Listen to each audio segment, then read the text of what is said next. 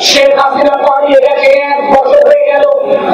আজকে উৎসব করবার সময় নয়, আজ সময় দায়িত্ব পালনের।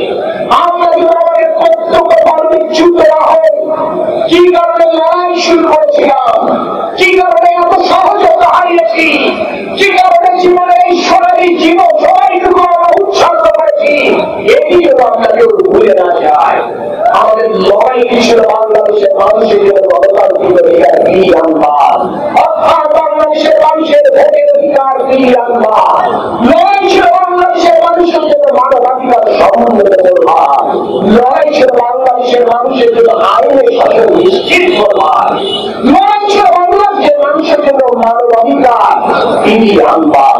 লড়াই ছিল একটি বৈষম্যহীন সমাজ প্রতিষ্ঠা। লড়াই ছিল দুর্নীতিমুক্ত সমাজ নির্মাণে। লড়াই ছিল সন্ত্রাসমুক্ত শিক্ষার মান ফিরিয়ে আনবার। লড়াই ছিল জনগণে আমাদের ছাত্রছাত্রীরা মেধার ভিত্তিতে কর্মক্ষেত্রে জায়গা করে নিতে পারে সেই পরিবেশ তৈরি করবার। লড়াই ছিল একটি আধুনিক বাংলাদেশ বিনির্মাণে।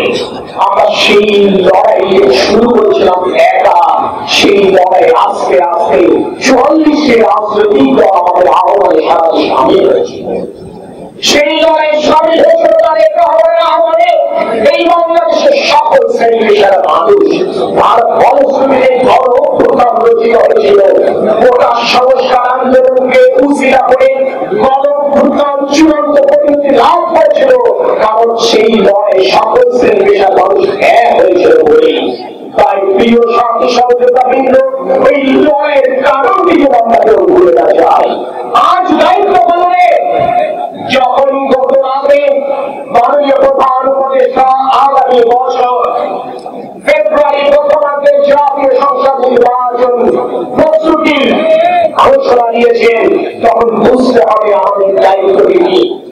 জনগণের সাথে যেভাবে সম্পর্ক তৈরি করে গণতান্ত্রিক আন্দোলনে আমরা আমাদের কর্মসূচিতে জনগণকে সম্পৃক্ত করেছিলাম, ঠিক তেমনি জনগণ যদি আমাদের পক্ষে থাকে তাহলে আগামী বাংলাদেশ আমরা কিভাবে করতে চাই, অর্থাৎ রাষ্ট্র মেরামতের একত্রিত হওয়ার উপরে আমাদের প্রিয়তা তারেক রহমান উপস্থাপন করেছেন জনগণের সামনে। সেইটি জনগণের দোর গোড়ায় আমাকে পৌঁছে দিতে হবে। জনগণকে বোঝাতে হবে এই বাংলাদেশের নারী পুরুষদের জন্য বিএনপি কি করতে চায়। জনগণকে বোঝাতে হবে এই বাংলাদেশের ছাত্র কৃষক শ্রমিকদের জন্য বিএনপির কর্ম পরিকল্পনা কি। এই উপস্থাপন করার দায়িত্ব হচ্ছে আপনার আমার। একটি কথা স্পষ্ট করতে চাই, দীর্ঘ 16 বছর আওয়ামী লীগের দুঃশাসনে অস্থির হয়ে গেছে এই বাংলাদেশের জনগণ। আওয়ামী লীগের জুলুম এবং নির্যাতনে তারা বিরক্ত। এই ধরনের ঘটনার পুনরাবৃত্তি তারা যশোর সহ বাংলাদেশের কোথাও দেখতে চায় না। আমি স্পষ্ট বার্তা দিতে চাই আমার প্রিয়তা তারেক রহমানের পক্ষ থেকে, আমার দল বাংলাদেশ জাতীয়তাবাদী দলের পক্ষ থেকে। যে ধরনের অপকর্ম আওয়ামী লীগ গত 16 বছর করেছে, সেই ধরনের অপকর্ম বিএনপি পরিবারের কাউকে করতে দেওয়া হবে না।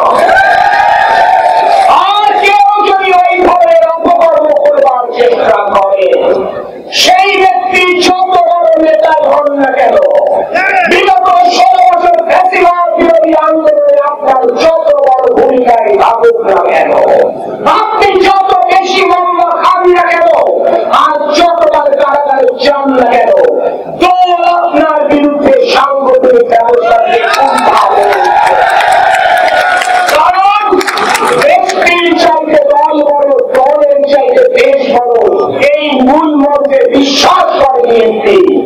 আজ আপনি আমাদের আপনজন ছিলেন ফ্যাসিবাদ বিরোধী আন্দোলনে, কিন্তু আজ আপনি জনগণের প্রতিপক্ষ যখন হয়ে যাবেন তখন আপনার জায়গা বিএনপি হবে না, এটি আপনি নিশ্চিত।